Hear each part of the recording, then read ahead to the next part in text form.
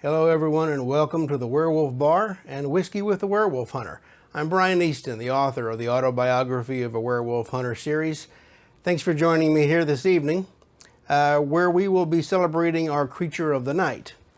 Now, we do this every time. We pick a whiskey and we sample it, talk a little bit about it. And I picked up these three guys at a liquor store recently, and they're all sample size, as you can see. But they're all American Single Malts, which is something new to me, anyway. It's from the Virginia Distillery Company, and they're called Courage and Conviction. Now, each one of these is aged in a different kind of cask. And when you do that, depending on what kind of a cask that you use, you know, your spirit will pick up different notes and complexities of whatever was in there before, whether it was port or bourbon or sherry or, you know, what have you. So anyway, we're going to try the one that was aged in the bourbon cask tonight. And you can see it's just kind of a nice little sample size. Got a lot of whiskey behind the bar that's from buying full bottles, so I may switch to this method every now and again, just to keep my stock at a minimum to you. Now, wait, before I do this, let me just say that the thing that makes a single malt whiskey is that, one, it comes from one distillery and not several, and that it's also distilled from a single grain, in this case, barley. And so I've had, of course, single malt Scotch, and of course Scotch whiskey, and I've had Irish single malt. But this is my first time sampling an American single malt, so let's give it a try.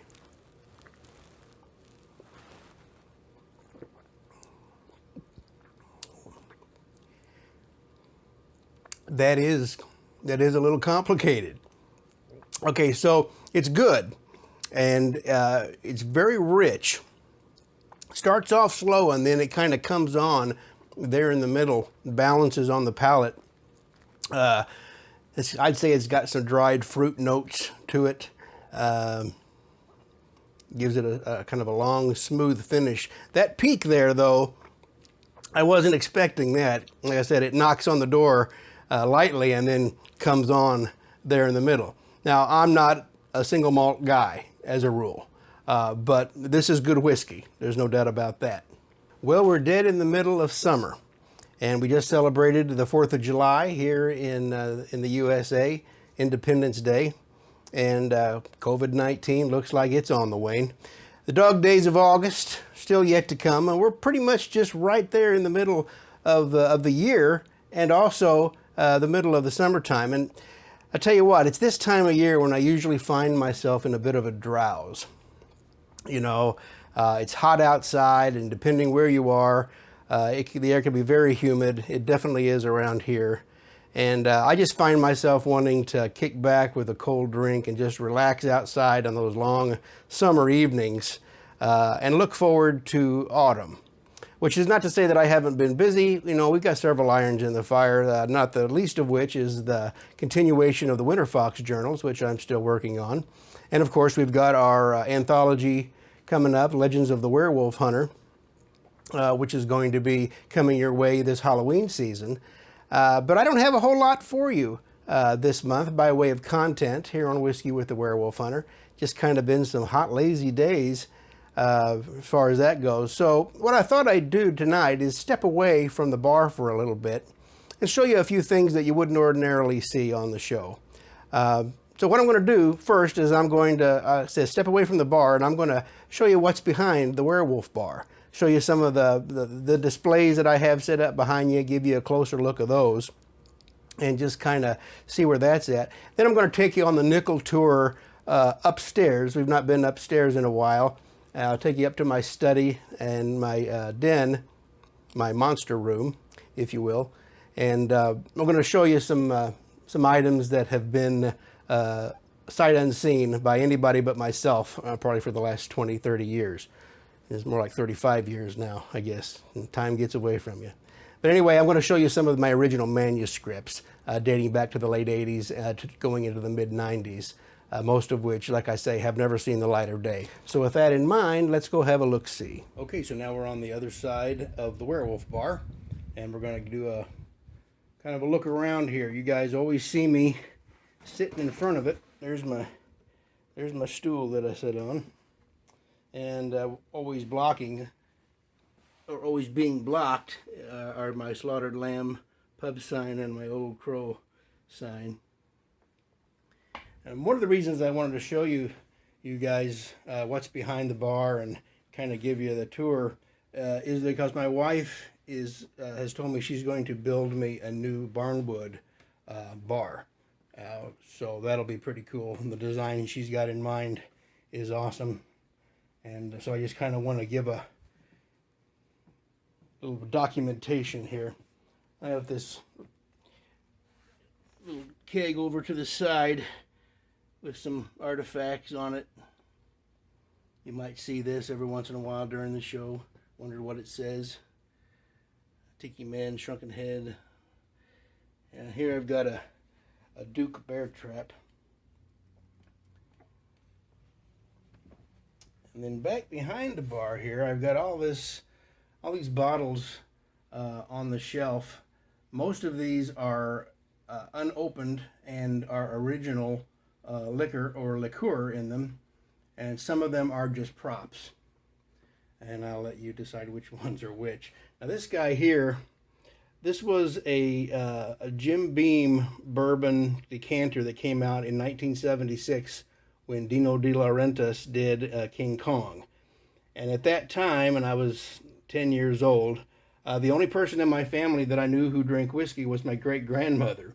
She drank whiskey, chewed tobacco, the whole 9 yards. And I asked my father if he thought it would be inappropriate to ask her to buy this decanter and her drink the whiskey, and then I would get the decanter. But he didn't think that'd be a good idea, so we never did. So I just recently picked up this guy at a flea market. Of course, there's the Bell of Lincoln.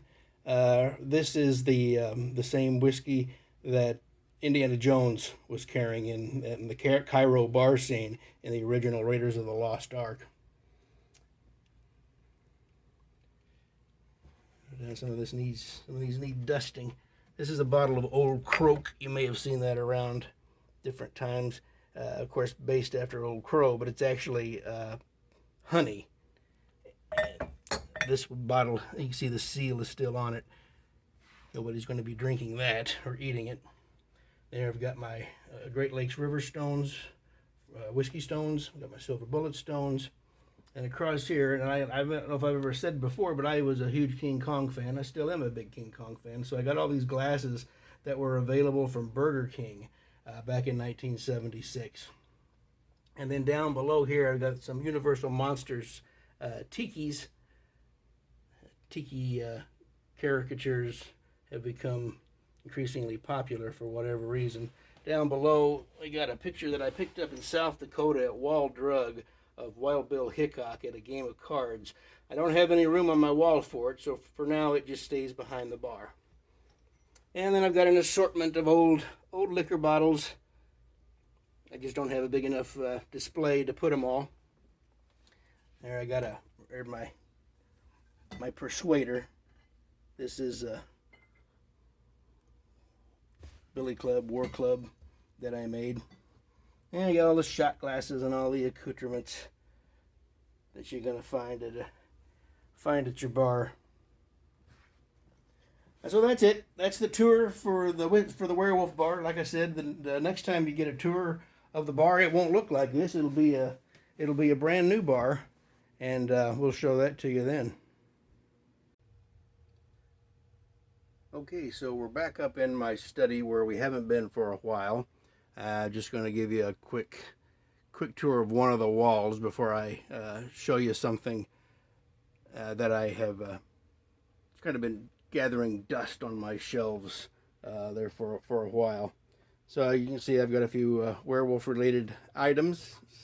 I've got some tributes, art tributes from Night Gallery, statues of werewolves in various various things. Anyway, what I wanted to show you are some manuscripts that I compiled long before Autobiography of a Werewolf Hunter ever made it into publication. Now, what this is right here, this is the manuscript of my sequel. My original sequel, apologize for the shadow there, was called Dark Rivers Run. And it was the second book after Autobiography of a Werewolf Hunter. Heart of Scars, of course, is the published title of the second book. But all these I'm going to show you here have stories that are not in any of the books that have been published. A lot of them for good reason, because they're pretty weak. But there's some good stuff in there on some of them. But this is Dark Rivers Run, book 2 in the Sylvester Logan James saga, and it's, you know, this is all typewritten, or it's computer written. First one I did on computer, and you can see the dot matrix printer signature there on the thing. So the second one, this is also manuscripts, is Impersonations of a Hero, book 3 in the Logan James saga. And again, this is a fairly thick body. It consists of 4 or 5 different independent stories, most of which did not end up in any of the books that Permuted Press has put out. And some of them have. I mean, I took pieces of different stories when I needed them for different parts of the series, because there's no need to reinvent the wheel if you've already got it, right? Okay, so this was book 4, Logan Dead Man's Hand, and again, large quantity of pages in here, and broke down into 5 distinct stories. Sounds of the City is where Logan goes to, I forget the city that he goes to, but there's a serial killer, werewolf on the loose, and he goes urban commando on it. The Patience of Predators, the Desecration of Tongue River is an interesting one. There's a virus that gets brought up from some exhumed tombs of the reservation at Tongue River in Montana, which is the Northern Cheyenne Indian Reservation.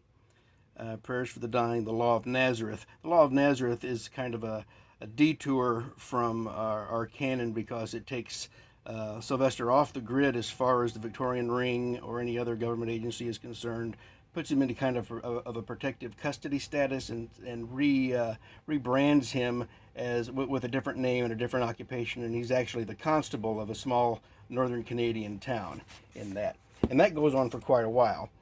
There's some artwork that was done for the cover of that by an old friend of mine. And here's another one, piece of artwork that was done. But this one is book 5, The Tabernacle Covenant. And again, I've got it broken into different sections. For the Sake of the One, Maleficia, Potter's Field, Esau's Birthright. And again, I took different parts from these stories as needed to fill in the blanks with some of the other tales that are told in the actual trilogy of Autobiography of Werewolf Hunter. And